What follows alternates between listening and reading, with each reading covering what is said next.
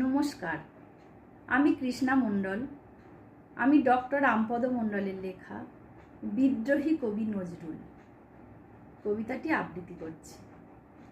নীল যমুনায় মোহনবাসী, ব্রিটিশ কারায় বিষের বাঁশি, কাহার মুখে বাজে সুখে, দুই কুলে দুই সুরে, শ্যামা সঙ্গীত হৃদয় মাঝে, ভক্তি শ্রদ্ধায় নিত্য বাজে, কান্ডারিকেই দেন হুঁশিয়ার গভীর সমুদ্রে।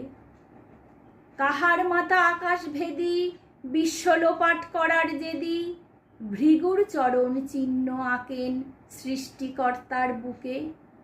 তিনিই ছিলেন দুঃখ মিয়া, শুদ্ধ ভক্তি কৃষ্ণে হিয়া, চোখের জলে ভাসিয়ে দিলেন গান মহিমার সুখে।